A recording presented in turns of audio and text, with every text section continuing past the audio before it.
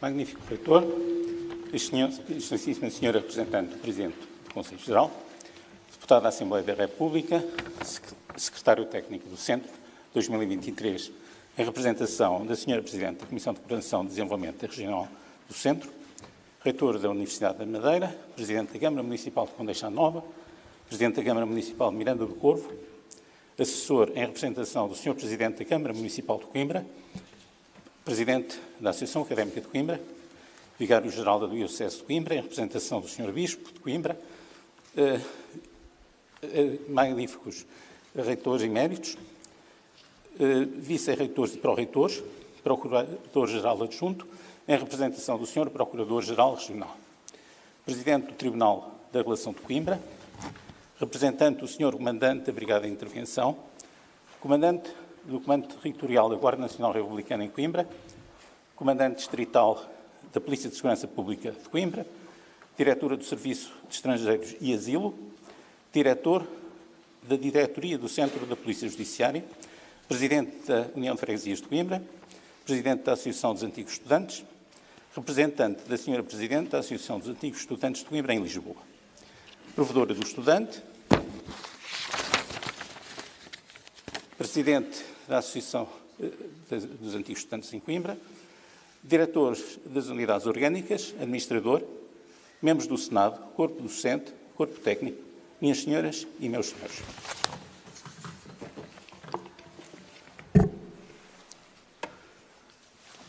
Segundo mandam os Estatutos Velhos promulgados em 1431, o reitor e lentes, com toda a solenidade acostumada, charamela e trombetas, irão para a sala onde o catedrático de Prima de Teologia será obrigado por si ou por outra pessoa de grave e de talento a fazer uma oração em louvor das ciências, exortando os ouvintes ao estudo delas.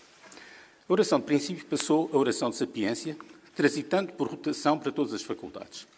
Era da praxe do século XVI que o professor encarregado de fazer a oração de sapiência dissertasse sobre o estudo de todas as disciplinas. Era possível fazê-lo nessa época, depois de elogiar a filosofia, procedia ao encómio das 7 artes liberais, preparatórias das matérias versadas nas faculdades maiores, que recebiam cada uma os respectivos louvores. Hoje em dia, o grau de especialização adquirido é tal que não seria avisado que alguém pretendesse falar de todas as ciências que se professam nos departamentos de todas as faculdades da Universidade de Coimbra, ou mesmo das que se ensinam no departamento a que se pretende. Tal o grau de especialização por elas adquirido.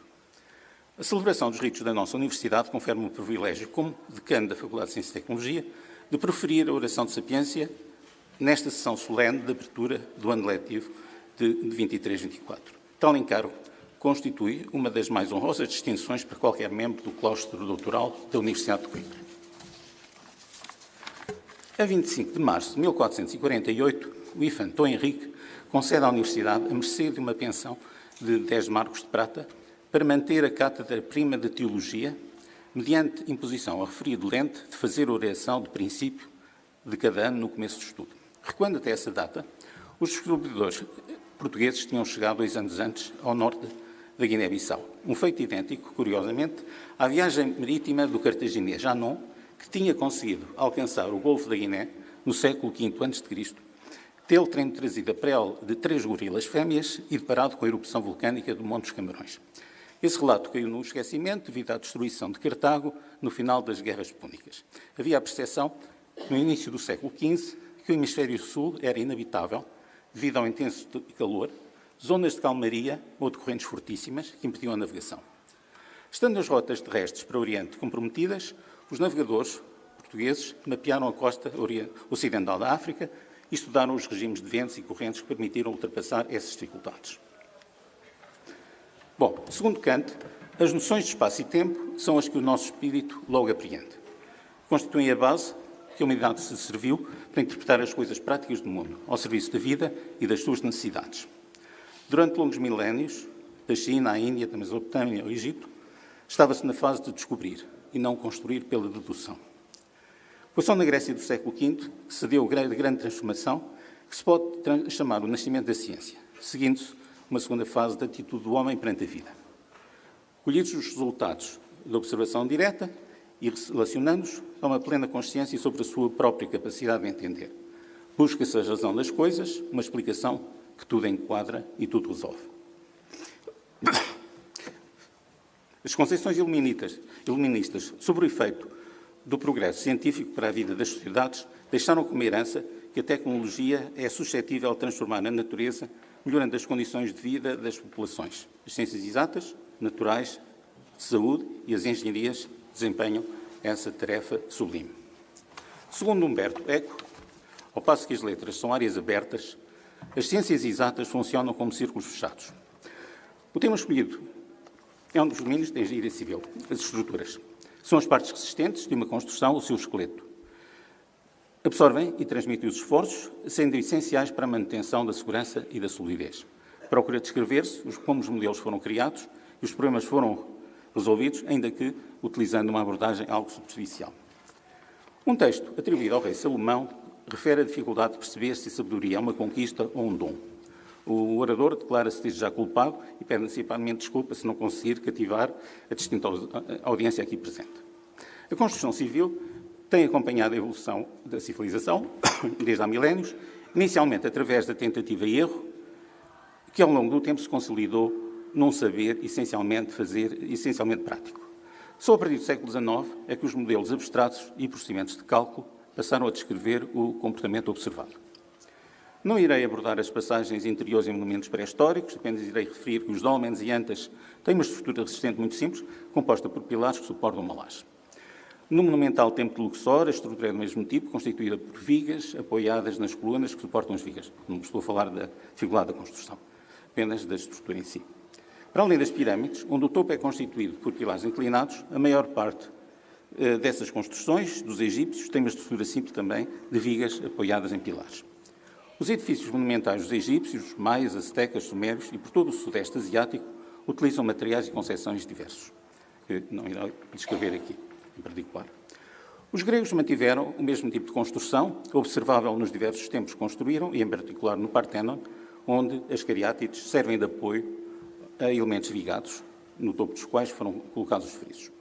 No entanto, na Grécia, chama a atenção para a Porta das Leoas, em Micenas, onde foi executada uma forma primitiva de arco, constituída por pilares com diferentes inclinações que permitam vencer o vão livre. Os romanos construíram profusamente diversos tipos de obras de engenharia: pontes, aquedutos, estradas, monumentos de culto e de lazer. Vitrúvios, que se sabe ter servido nas balistas do exército romano, foi o autor de uma obra de 10 volumes que casava a arte do belo com a arquitetura e a engenharia como um todo indissociável. O arco romano é curvo e foi utilizado em pontes e aquedutos. A estrutura resistente é constituída por pedras aparelhadas, portanto, com uma determinada forma, e de alvenaria. Ainda hoje, essas obras de arte são utilizáveis, sendo raros os casos de colapso, normalmente dos lados dos encontros, portanto, dos lados, ou por percolação de água debaixo de pilares. Os romanos também criaram e aplicaram novos materiais. Por exemplo, a aplicação do cimento puzzolânico na construção do Panteão de Roma. O vão, que é 140 metros, é vencido através de uma cúpula em casca fina, sendo o topo aligeirado com uma mistura de pedra-pomes e a base nervurada para aumentar a rigidez. Ainda hoje é o maior vão para cúpulas não armadas. O Panteão original foi encomendado por Marcos Agripa, general que foi sempre leal a Augusto. O Panteão, na forma atual, deve-se ao imperador Adriano, uma vez que na Vila Adriano, no Tivoli, existem construções que serviram de ensaio para a estrutura executada. A cúpula que suporta as tensões de membrana é espessada para impedir a ruptura por imperfeições geométricas, porque só existem esforços de membranas e, se houver uma deformação, cai. As paredes são suficientemente espessas para resistir aos impulsos horizontais da cúpula, tendo-se recorrido a arcos no locais em que essa espessura das paredes é menor. Transposta para os dias de hoje, para reduzir as dimensões das paredes laterais, teria de se utilizar um anel circular em betão pré-esforçado, que foi um material utilizado profusamente em pontes a partir do século XX, noutros tipos de estruturas especiais, como, por exemplo, os hangares de Orly e Freycinet, um dos precursores. As igrejas góticas, curiosamente o nome é herdado dos bárbaros gotos, são impressionantes, tanto pela sua altura como pela relação entre a altura e a largura. Os construtores góticos projetaram um novo e mais leve tipo de abóbada em cruzaria. Dividiram-nas em compartimentos, por cruzamento diagonal de nervuras finas de pedra, completados por 2 arcos adicionais perpendiculares e paralelos à nave. Os arcos ogivais passaram a ser usados nos pontos de encontro das nervuras, no topo das abóbadas, portanto, as nervuras são elementos por baixo da abóbada, que distribuíam o peso do telhado para baixo e para fora. Foram apoiados lateralmente em arcobotantes e a construção dos contrafortes era mais sofisticada relativamente ao período romano. Foi chamado mestre Afonso Domingos para dirigir a construção da abóbada do claustro real e sala do capítulo no Mosteiro da Batalha, que subsiste até aos nossos dias, depois da anterior tentativa fracassada de Huguet. No Mosteiro da Batalha coexistem o gótico radiante e o flamejante. Na fase final da construção, contudo, observam-se abóbadas quase direitas, constituídas por cascas abatidas. Este tipo de estrutura coexiste em tensões de membrana e de flexão. Para serem realizadas no dia de hoje, requeririam um cálculo do mesmo tipo de dificuldade do utilizado para projetar a ópera de Sidney. As bases de um pensamento mais racional começaram a ser constituídas pelas ciências do século XVII e a adoção em larga escala do método experimental. A variedade de experiências nesse período foi tal que era alvo de sátira de alguns autores, entre os quais cito Jonathan Swift, que no tomo 3º do seu livro As Viagens de Gulliver descreve a Ilha Voadora, onde os sábios só se dedicavam à investigação científica sem efeitos práticos. Desde São Tomás de Aquino, que a verdade não é apenas um ato de fé, abrindo o caminho à dúvida cartesiana do sujeito livre e empreendedor. A decisão passa a ser tutelada apenas pelo homem. Huck publica a Lei da Elasticidade nos meados do século XVII, segundo as quais a força aplicada numa mola provoca nela uma deformação, que cessa no momento em que a carga deixa de estar aplicada, regressando a mola à forma inicial. Tem uma importância fundamental porque estabelece uma relação direta entre uma força e o seu efeito. Permite prever o efeito que um conjunto de cargas terá numa determinada estrutura, sobrepondo os efeitos de cada uma. Huck foi também autor de trabalhos de paleontologia e geologia e ótica, onde se defrontou com Newton e, de facto, houve aí uma tentativa de obliterar os trabalhos de Huck.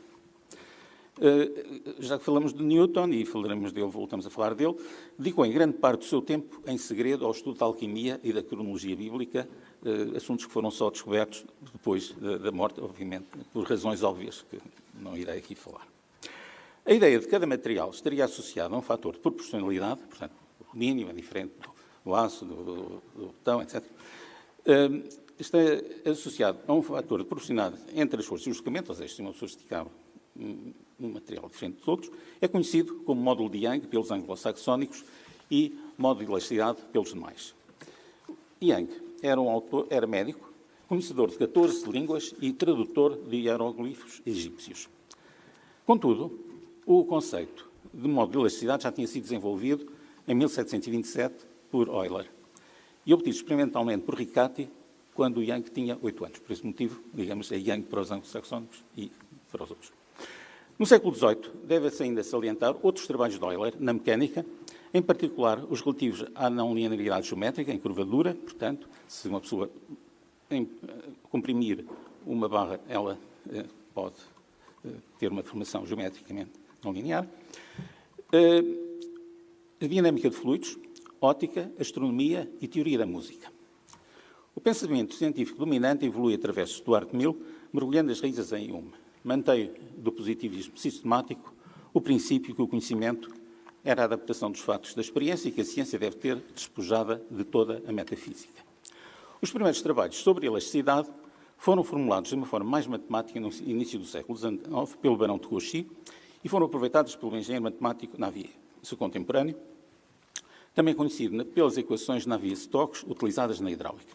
No que toca à engenharia de estruturas, são importantes as hipóteses de Navier-Bernoulli, segundo as quais, se tivermos uma barra e a fletirmos, as secções que são planas antes da deformação, depois da deformação, mantêm-se planas. Traduz-se numa equação diferencial de quarta ordem, do deslocamento vertical em relação a esta barra, e depois as condições de fronteira serão o tipo de apoio. Esta equação diferencial foi inicialmente solucionada utilizando métodos de cálculo matemáticos. Navier também calculou lajes, portanto, elementos com duas direções, onde também se resolveu problemas de equações diferenciais de quarta ordem e de facto, cito o Poisson, que permite estudar os efeitos na direção perpendicular. E deixamos a matemática.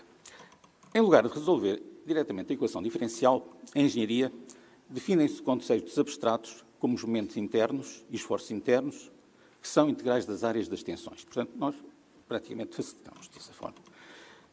Fazem-se diagramas de momentos e esforços internos e, a partir desses diagramas, fazemos o dimensionamento das secções, das barras ou das lajes. Utilizando essas definições, os engenheiros definiram, em primeiro lugar, um esqueleto resistente constituído por estruturas articuladas. O que é que são as estruturas articuladas? As barras só têm esforços normais, portanto, compressão e tração, e estão ligadas entre si nos nós. Próximo no final do século XIX, surgiram as estruturas reticuladas, cujas barras estão sujeitas a momentos, esforços estrangeiros, esforços normais, que falarei depois. Mas quem visita Londres pode observar algumas pontes do século XIX sobre o rio Tamisa.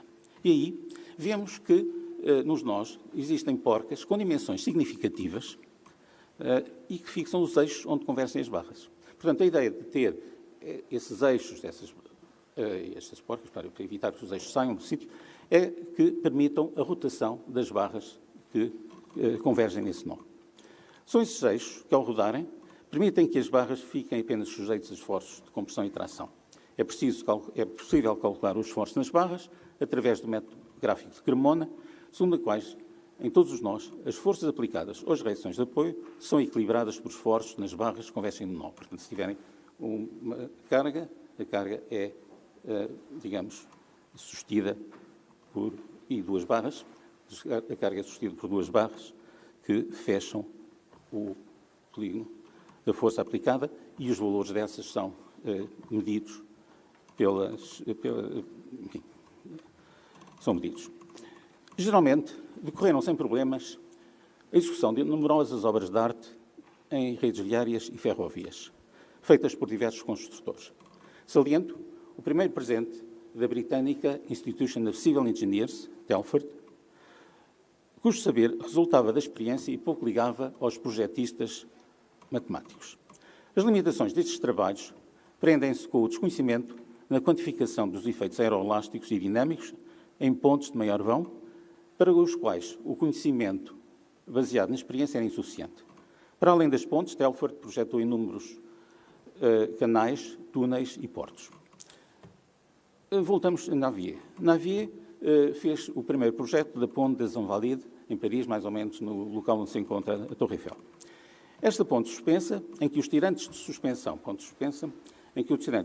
eram constituídos por cadeias metálicas, teve que ser demolida, pois rapidamente começou a apresentar rupturas em alguns locais, nomeadamente num dos encontros e num dos blocos que estava amarrado à cadeia dos tirantes. O material utilizado era o ferro fundido, material, disponível no século XIX, mas ingrato, porque as propriedades resistentes eram muito variáveis, portanto, surgiriam alguns problemas com a utilização desse material. Outros avanços significativos no século XIX nas áreas das estruturas são devidos a Maxwell e a Betti. Quando se pretende, a questão é esta: temos uma ponte, temos um comboio de cargas e queremos saber quais é que são os esforços máximos nas secções para as dimensionar. Uma das hipóteses seria colocar em vários pontos e saber os resultados. Contudo, o que é que, para Maxwell e Betti, a ideia foi muito interessante. Introduziram uma deformação na secção em que queriam saber esses esforços, do mesmo tipo dos esforços que pretendiam saber, e, portanto, desenhavam a deformada. A partir do momento que tinham a deformada desenhada, podiam colocar o comboio na posição mais crítica. Portanto, isso chama-se as linhas de influência. Bom, no final do século XIX, a influência dos engenheiros de ponte e chaussée era marcante e o cálculo passou a ser uma ferramenta indispensável. Portanto, havia vários métodos para obter os esforços máximos e dimensionar as barras de estruturas articuladas. Contudo, estes métodos resultavam num excesso de material estrutural, aumentando os custos de construção e limitando a escala que era possível construir. A necessidade de construir edifícios altos e a substituição do ferro fundido por aço, produzido pelas indústrias siderúrgicas, conduziu ao desenvolvimento de estruturas com esqueleto constituído por barras metálicas rigidamente soldadas ou orbitadas entre si, ou com membros em betão armado. O sistema de equação de equilíbrio para resolver estas estruturas reticuladas era conhecido, mas os procedimentos para obter a solução direta eram inviáveis com as ferramentas então disponíveis. Foram desenvolvidos métodos que resolviam indiretamente esse sistema de equações, porque os efeitos eram mais locais e aproveitavam, esses métodos utilizaram esse conhecimento, sendo obtida uma solução precisa ao fim de um determinado número de iterações. O exemplo é o método de Cross, que ainda hoje é utilizado para dimensionar sistemas de abastecimento de águas. Outros métodos, designados energéticos ou de aproximação, introduziam uma deformada aproximada na estrutura e calculavam os parâmetros que ajustavam essa deformada à formada verdadeira. Uma vez conhecida a deformada, os valores dos esforços internos podem ser calculados, diretamente calculados. Como exemplo, refiro os métodos Galerkin, Ritz, Reider, profundamente utilizado nos países de leste até à década de 80 do século XX. O ucraniano Timoshenko, depois da Revolução de 1917, refugiou-se inicialmente na Croácia, tendo posteriormente emigrado para os Estados Unidos. Escreveu, em coautoria, um conjunto de livros entre as décadas de 30 e 50 na área da resistência de materiais e estruturas, em temas distintos como a elasticidade, com Goodyear, estruturas com Young, dinâmica com Young, placas e cascas com Wojnowski e Krieger. Ainda que este último livro tenha alguns resultados imprecisos, o conjunto de publicações constitui um repositório de soluções analíticas que podem ser comparadas a resultados obtidos hoje em dia por outros métodos.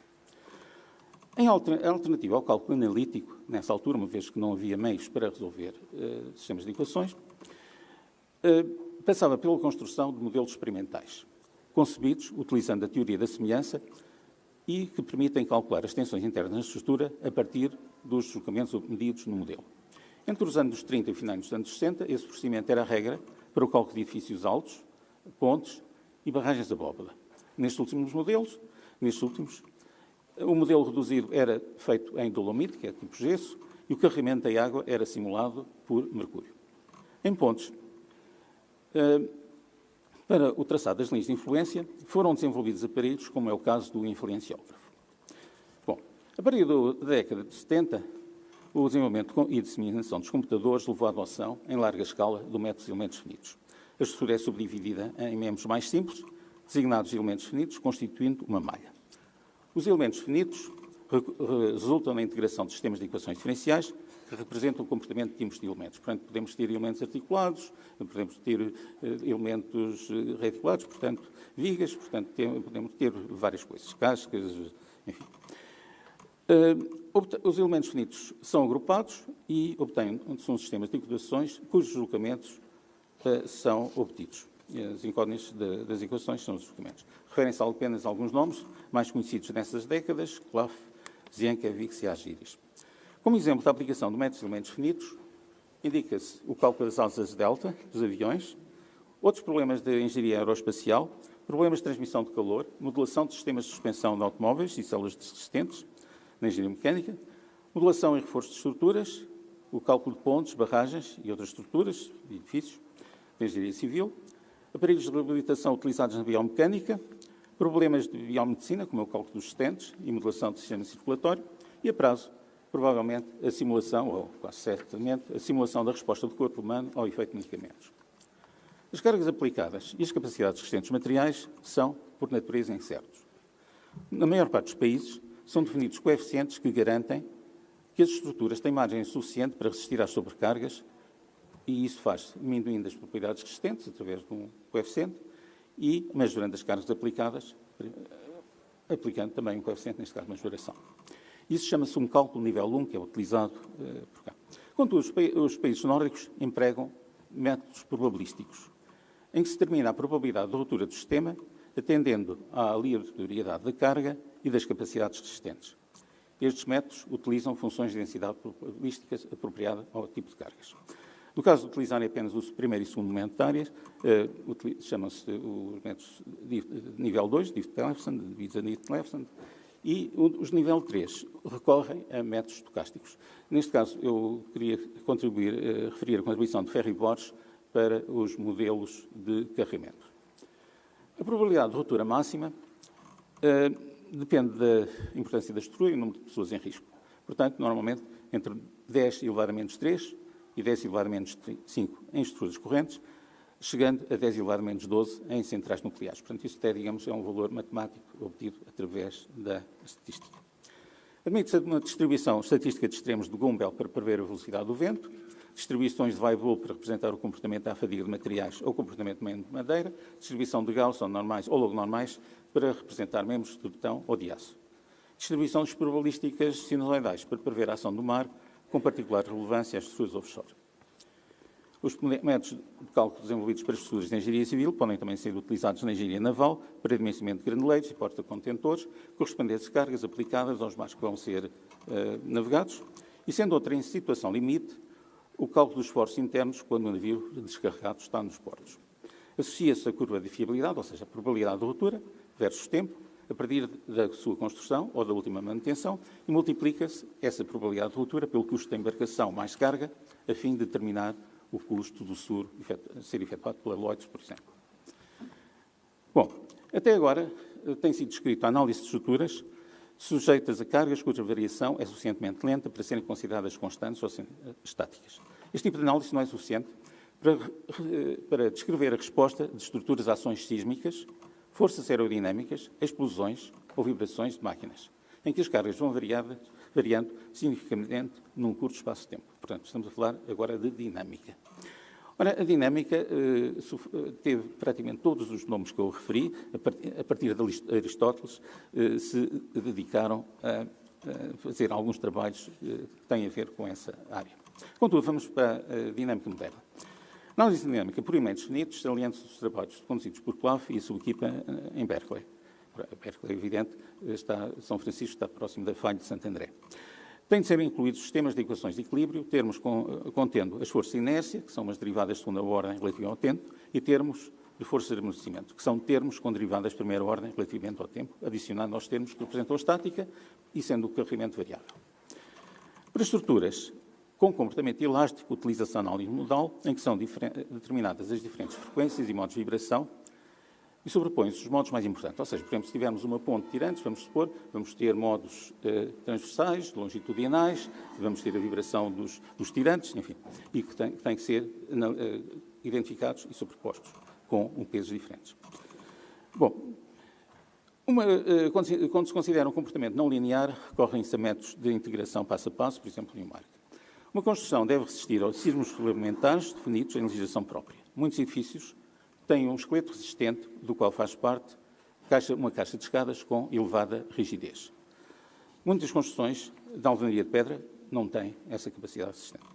Nas novas construções, há edifícios com isolamento de base que permitem que o deslocamento do parte superior e dos apoios diferenciado.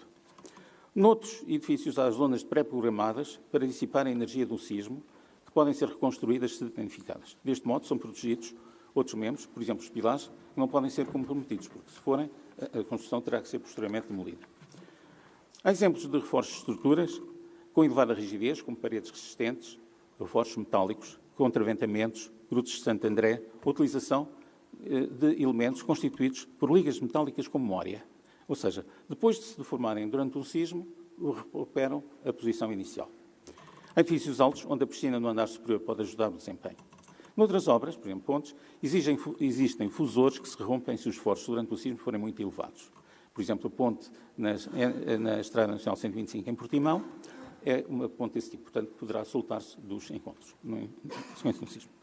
O reforço de edifícios históricos tem sido abordado num número significativo de trabalhos suscitado pelas consequências do sismo de Áquila, em Itália.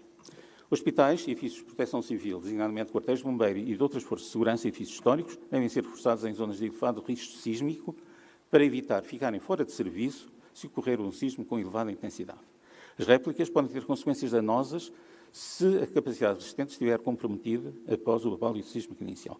E deve também, além disso, ser assegurado que a circulação viária nesses locais se efetue, tanto quanto possível, de forma fluida. Bom, vamos agora passar ao exemplo do caso de forças aerodinâmicas.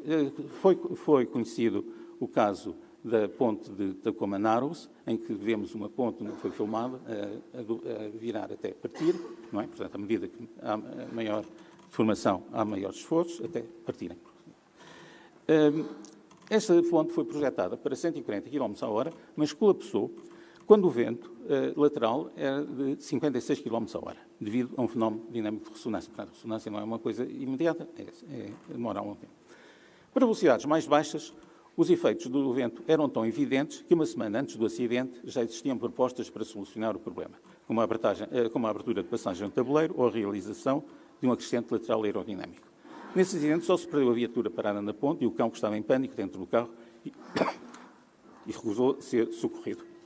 Este problema foi acautelado nas pontes suspensas em São Francisco e, mais tarde, em Lisboa, através de aberturas no vão central e do reforço da rigidez lateral do tabuleiro com uma treliça metálica.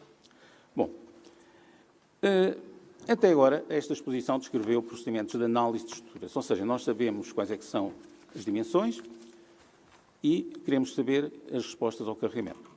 Contudo, o projeto de estruturas, nós pretendemos saber quais é que são os valores dessas dimensões dos elementos para cumprir esses critérios do projeto.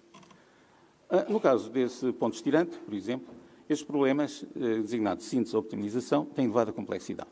Para além das dimensões dos elementos do tabuleiro e torres, é necessário identificar as secções dos cabos, os valores das forças de pré-esforço e ajustamento das forças de pré-esforço nos tirantes, para se obter uma geometria rasante. Numa zona sísmica, há também entrar com a ação dos sismos complementares.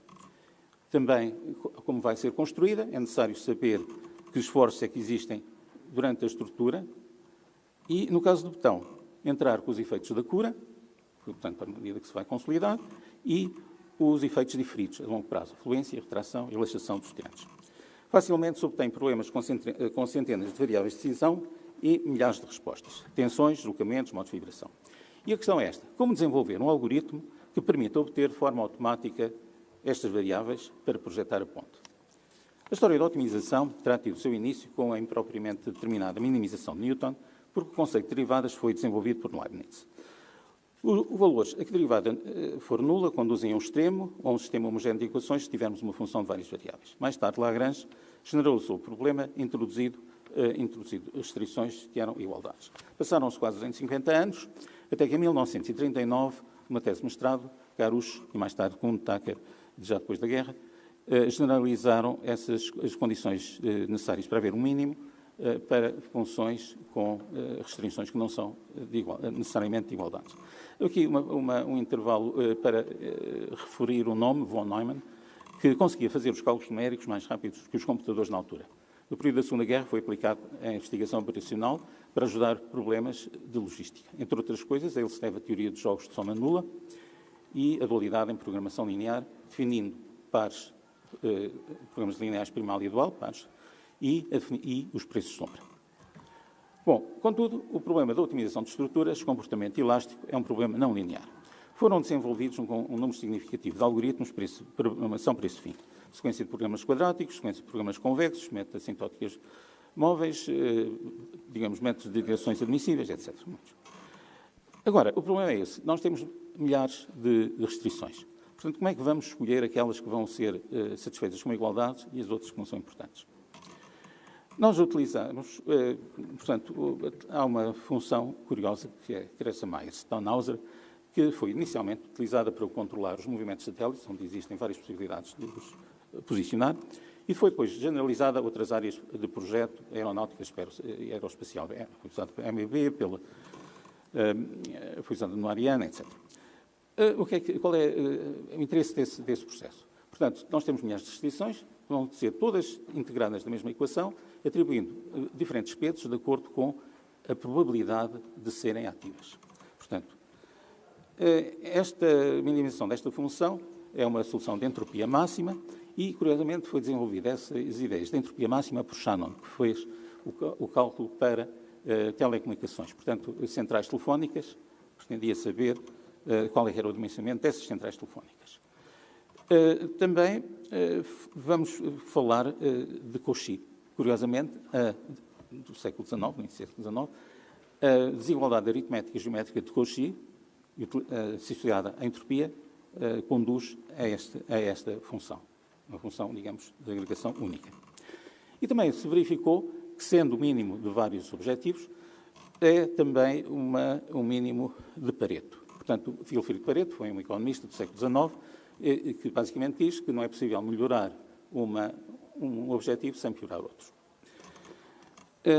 E, portanto, devo dizer que os franceses aqui referidos fazem parte dos 72 nomes da Torre Eiffel e já agora vamos ver um pouco o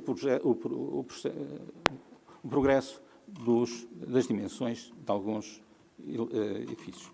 A maior barragem abóbora do mundo tem, e que é na China, tem 305 metros de altura. A barragem da Agueira, um múltiplo áureo, tem 89 metros de altura, portanto, é quase 4 vezes no tamanho.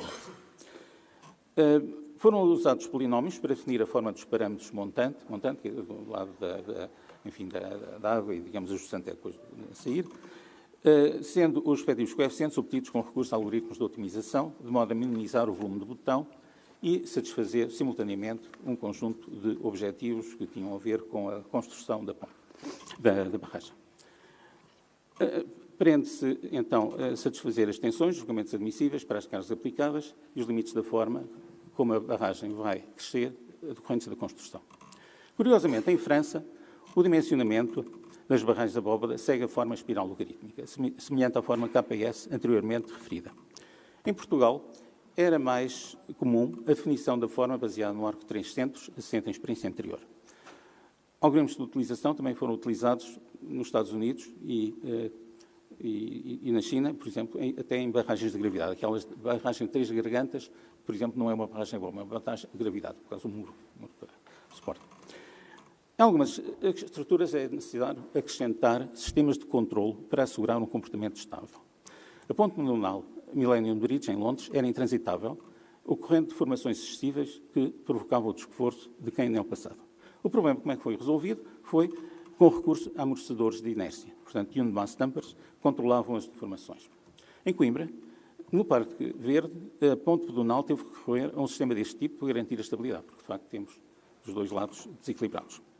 A utilização de dispositivos de controle é também indispensável em pontos tirantes curvas.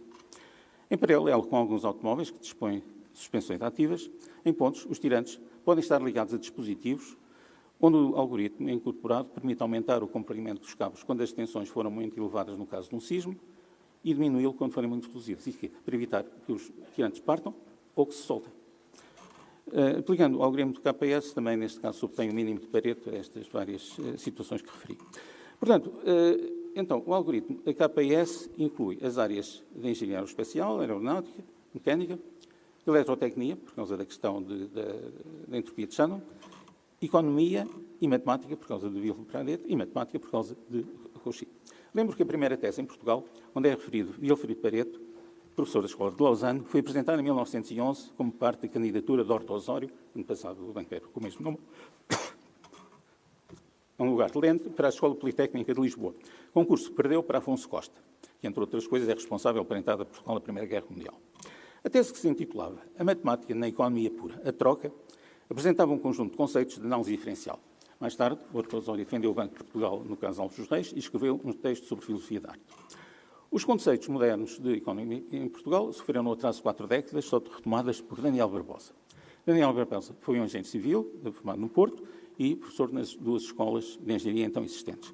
E contribuiu com Ferreira Dias para a industrialização e os planos de fomento de Portugal na segunda metade do século XX. Bom, para problemas de optimização não convexas ou não conectadas, foram desenvolvidos outros tipos de estratégias, também designados soft computing, que não exigem as ferramentas de análise de sensibilidades obrigatórias nos outros algoritmos de optimização referidos. No entanto, ao contrário dos algoritmos para programação convexa, cuja convergência depende polinomialmente do número de variáveis de decisão, neste caso, a convergência é exponencial e, portanto, limitada.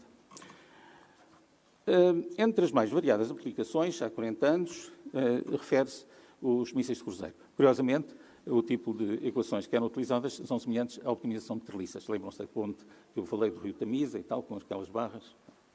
Ok. São idênticas este tipo de equações, há 40 anos. Para explicar a curiosidade dos decisores e atrair investimento, foram desenvolvidos algoritmos deste tipo, designados evolucionários, genéticos, salto do sapo, colónica de abelhas e de formigas, recozimento simulado, procura da harmonia, que hoje em dia se designam, de uma forma geral, como meteorísticas. Consistem na análise de um número muito elevado de estruturas, cujas variáveis de decisão são geradas de uma forma aleatória. Estes procedimentos, assim como as redes neuronais e sistemas de análise de dados, estão hoje em dia incorporados no que se designa de uma forma abrangente por inteligência artificial. Tem vantagem em poder propor aos utilizadores um conjunto de soluções alternativas. Regressemos a Hooke, que comentou o advento dos novos instrumentos, no século XVIII, como o microscópio e o telescópio, como adição de órgãos artificiais aos naturais.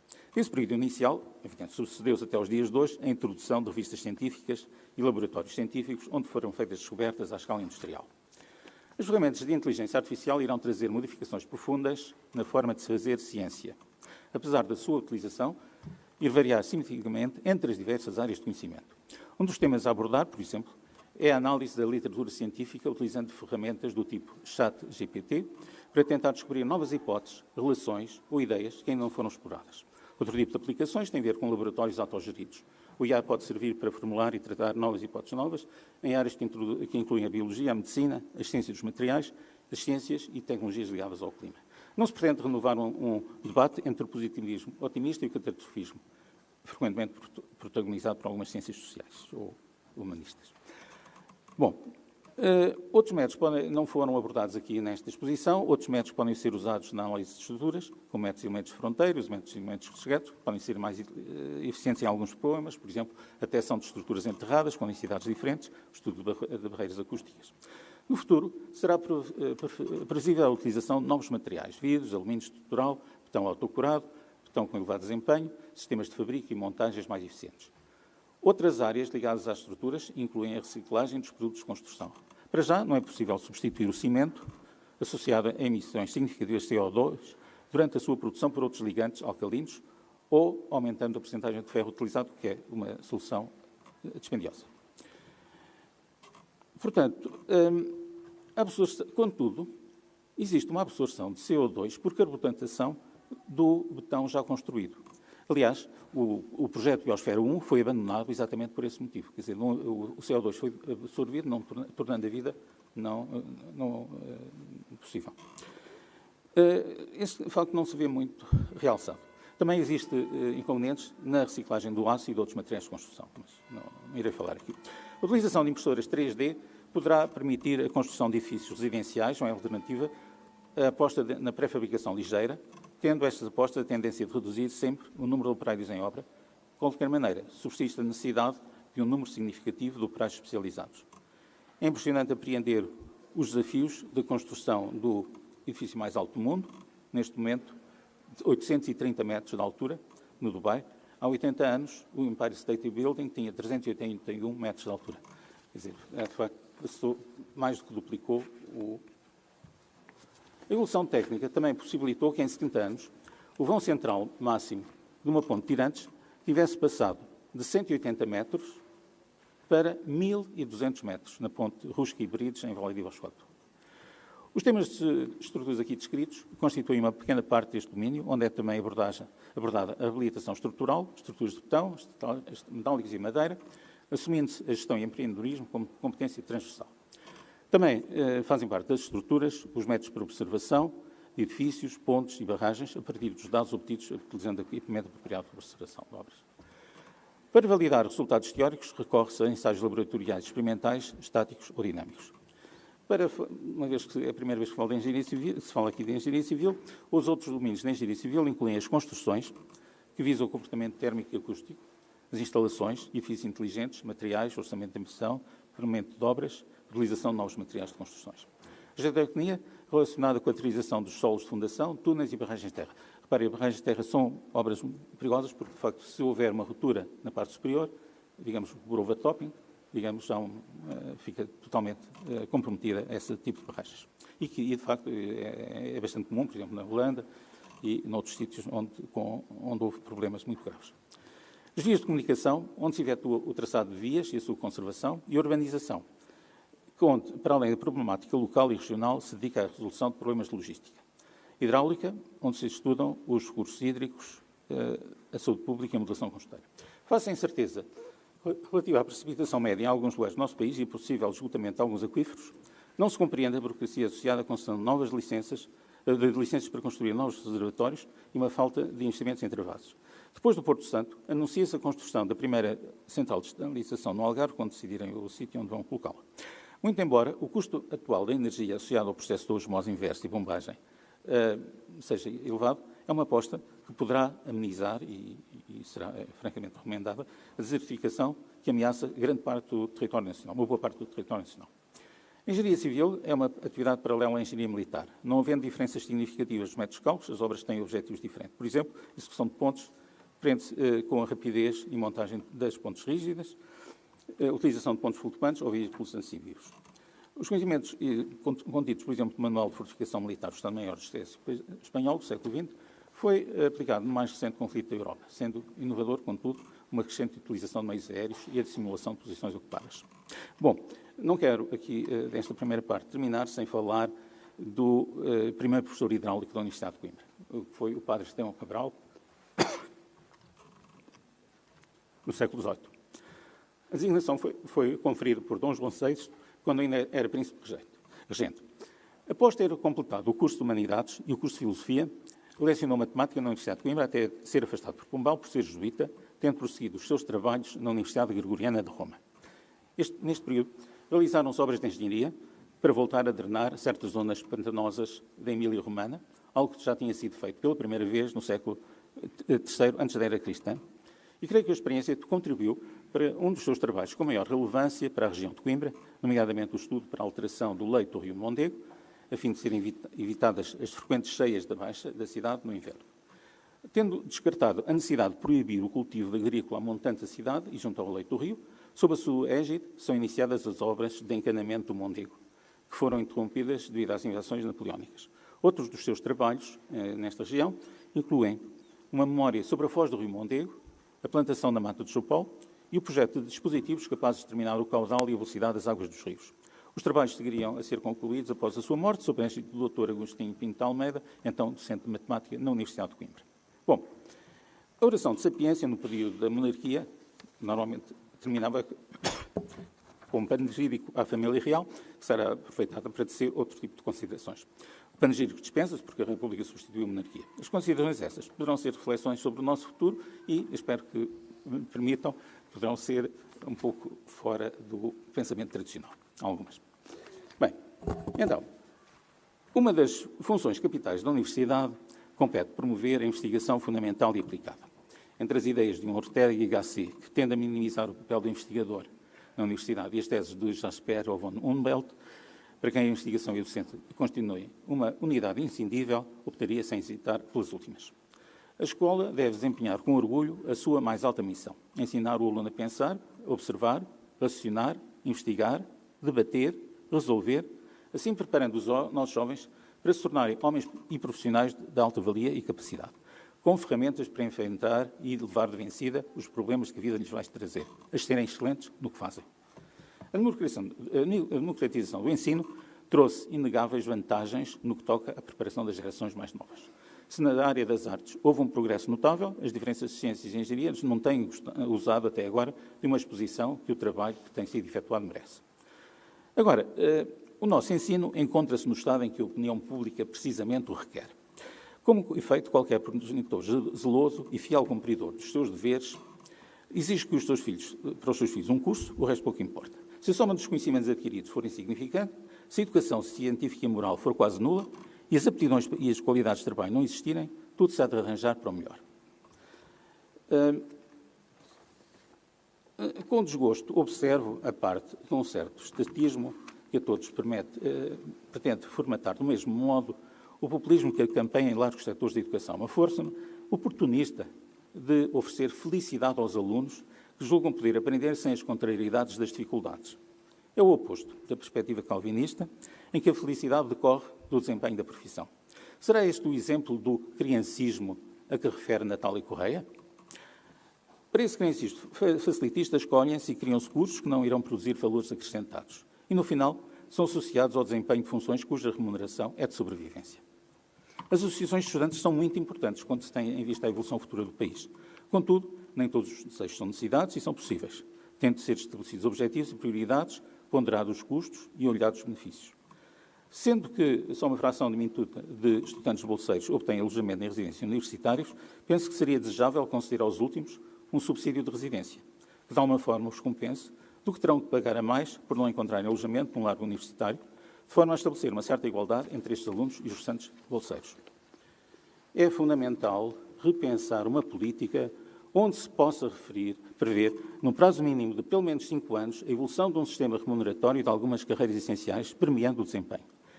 É essencial a criação de estágios que permitam aos estudantes travar um primeiro contacto com as atividades profissionais futuras, mesmo que estes ocupem algum tempo das férias escolares. Neste país periférico, verifica-se uma imigração científica de jovens licenciados para locais onde os empregos são melhor remunerados. É um país aberto a uma imigração descontrolada, onde as redes clandestinas prometem uma vida sem trabalhar e vivendo à custa de subsídios, estão omnipresentes e que coexistem, infelizmente, com a exploração do trabalho não especializado. Um país fechado para os portugueses em início de carreira. A fórmula incerta para o insucesso como Estado e sociedade. Para o Estado. Há um número significativo de portugueses que não trabalham nem estudam. Para os que se fecham em casa e passam o tempo no telemóvel, no computador, não haverá um número significativo de depressões e vícios. Serão esses os sinais de uma sociedade saudável? Compreende-se que as novas gerações fujam do setor primário, tradicionalmente mais mal remunerado. Já não se compreende também a fuga de trabalhos especializados bem remunerados, onde a oferta escasseia, mas que exigem trabalho e bração. Por que não uma aposta em combustíveis sintéticos económicos e menos poluentes? Porquê o abandono das florestas? Alguns países estão a desenvolver produtos sintéticos para a alimentação que a prazo poderão revolucionar a alimentação. Bom, eu agora vou ser bastante crítico. Nos filmes de tempos modernos, as imagens de abertura consistem em vermos um rebanho de ovelhas brancas e no meio delas aparece uma ovelha negra. Depois passa-se, digamos, para os trabalhadores que vão para o trabalho, digamos, saem do metro e vão para o trabalho. Bem, é uma crítica subjacente ao fortismo. Contudo, eu penso é que a ideologia do politicamente correto, ao instituir o politicamente, e isto vou transcrever de outra pessoa com quem eu concordo, ao instituir o pronto a pensar como única forma lícita de pensamento, justifica-se e legitima-se como política de pensamento, polícia de pensamento. E do ponto a pensar, em breve se espalha para o pronto a comportar. E assim, devagar, pela calada e pelo faixo infernal das boas intenções, se vai transformando o mundo da liberdade humana numa jaula de submissos autónomos, manequins e marionetes. Bom, eu já agora vou referir um livro curioso que foi publicado em 1972, que era Os Limites do Crescimento, Limits of Growth, que foi redigido para o Clube de Roma, por um grupo de cientistas do MIT, que fazia previsões sobre o futuro do planeta em termos como ambiente, recursos e população. No seguimento da guerra do Yom Kippur, que provocou a quadriplicação dos preços do petróleo numa noite, e de facto tivemos depois uma espiral inflacionária até ao final dessa década, foi realizado em Londres um fórum internacional de jovens cientistas que contou com a participação da delegação portuguesa, apoiada pela Fundação Gulbenkian, onde se discutiam as previsões contidas nesse livro e as suas previsíveis consequências. Por exemplo, os combustíveis fósseis estariam esgotados em 2014. Felizmente, a disponibilidade desse recurso mais quadruplicou relativamente às previsões não contidas. De qualquer maneira, teria umas considerações às várias fontes energéticas, mas pronto. Vamos talvez, sobre esse ponto, também algo que também não é correto. Há uma imigração descontrolada de alguns países do Sul que tem provocado um aumento de preocupações securitárias nos países alvos da imigração. De facto, na altura, foi crítico. Algumas delegações disseram que deveria haver um controle populacional, nomeadamente no Hemisfério Sul, e depois disseram que isso era neocolonialismo, portanto, nunca mais foi trocado esse assunto. A terminologia de 72 foi revista, já por 2 vezes, curiosamente, e mesmo as metas foram alteradas, e agora indica sustentabilidade, resiliência, 3 R's, alterações climáticas e emissões de CO2. Algumas destas bandeiras da Europa foram estabelecidas num período de energia barata para satisfazer ambientalistas. E agora é que a parte. Algumas metas poderão ter dificuldades em ser aceites e levadas à prática por outras potências industriais produtoras de produtos poluentes e emissoras de produtos poluentes. Nos países pobres, onde está localizada a maior parte da população, o objetivo prioritário vai ser a sobrevivência. senão a maioria das condições de vida dos próprios e das suas famílias. Portanto, como é que a Europa, digamos, terá, digamos, condições para impor esse tipo de decisões? Bom, não tenho dúvidas, digamos que nesta época não creio que tenha existido nenhuma era com um acumular de conflitos e violência que põe em risco a sobrevivência da humanidade e a segurança da humanidade. Suscitam maiores receios contra a sobrevivência coletiva, que pode ser posta em causa por impérios decadentes, afirmações de novas potências hegemónicas ou religiosas, económicas ou políticas, ou pelo controle de recursos essenciais. Para Portugal, acho que não há futuro económico e social quando o problema principal não é o excesso de consumo privado, mas a monstruosidade de despesas públicas que incluem um despesismo injustificado do Estado, com viagens sem resultados, a criação de um sem número de observatórios, o financiamento de alguns casos ideológicos de organizações isentas de impostos. Quando se prefere o fantasma do novo aeroporto e as 500 comissões de estudo, quando não se consegue decidir a rede de alta velocidade, nem sequer a bitola da rede ferroviária que deve ser construída para ficarmos ligados de forma eficiente ao resto da Europa. Nas últimas dezenas de anos foram privatizados setores estratégicos e vendidos a outros países soberanos. Um número significativo de empresas que tinham conhecimento faliram, apostantes em elefantes brancos que sugam dinheiro dos contribuintes para depois serem alienadas a preço de saldo. Os portugueses empobreceram relativamente aos restantes países da CE. Para além de um Estado sequioso de impostos, transformou-se num local de experimentamento ruinoso com as parcerias público-privadas e aquilo que foi mais recentemente, por exemplo, para ter uma noção, quer dizer, é evidente que isso foi agora revisto este mês, mas no ano passado falava-se de 10 gigawatts de eólicas marítimas que seriam, digamos, licitadas. Ora bem, só olhando para Viana do Castelo e o custo do cabo dos 18 km de cabo, estamos a falar de cerca de 50 milhões de euros. Portanto, só para falar em cabos, apesar de haver um efeito de escala e não se poder isto ser proporcional, estamos a falar de um orçamento conjunto do Ministério da Educação e da Saúde, até 2030. Bom, penso que isto é, enfim, talvez promessas por cumprir.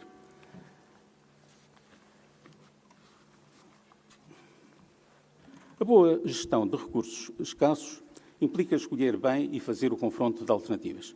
A sociedade, como um todo, deve estar à frente dos interesses pessoais de grupos de pressão e partidários. Apesar desta Terceira República ter sofrido várias situações de protetorado associado a bancarrotas do Estado, a classe política continua a proceder sem precaver o Estado, o setor público e a economia de situações de crises energéticas ou financeiras que nos colarão de novo, de mão estendida, a pedir financiamento. A falta de celeridade da justiça em Portugal, o adiamento das fases processuais e o eventual arquivamento, para quem provocou graves danos, pode repetir a descrição dos procedimentos relatados no livro Bleak House de Dickens, publicados no meados do século XIX, em que nós somos, digamos, os pobres órfãos, digamos, os portugueses. Recordo Voltaire, que definiu o otimismo como uma solução que não permite retirar ou acrescentar nada. Na sua obra, Cândido, que inclui o terremoto de Lisboa e o rapto, a escravização e o abuso da mulher, o otimista, em face de situações desastrosas, encontra sempre um aspecto ou índice positivo para transmitir.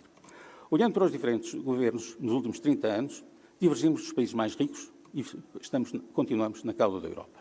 No entanto, temos propagandistas que enxameiam a comunicação social e difundem diariamente um índice que nos faça estar satisfeitos por viver no melhor dos mundos e sempre prontos a criticar quem não siga os seus pensamentos políticos. À falta de referência dos valores tradicionais de justiça e solidariedade, ou quando a aplicação destes princípios não se vê na prática, a sociedade corre cada vez mais o risco de cair na era do vazio, em hipertrofia do narcisismo, do materialismo e de uma ética hedonista. Recuso-me a aceitar o facilitismo e o primado da mediocridade. Só os homens medíocres aceitam degradar-se à condição de meros repetidores de um credo oficial político ou científico. Magnífico reitor, não são as tradições que entorpecem o processo. O ritual deste ato é o próprio das grandes tonalidades académicas. Ao inaugurar desta forma festiva os trabalhos escolares, o que se pretende sublinhar é os valores que esta Universidade encerra e encarna, bem como a sua aptidão para os promover e realizar. No dia em que a Universidade de Coimbra inicia um novo ano académico, vossa exortação ao estudo da ciência, a que nos convocam os Estatutos Velhos, incentivar-nos na busca incessante do saber e da senda da sabedoria, partilhando um destino comum. É afirmar na nossa fidelidade inquebrantável ao legado que recebemos de outras mãos e que desejamos transmitir enriquecido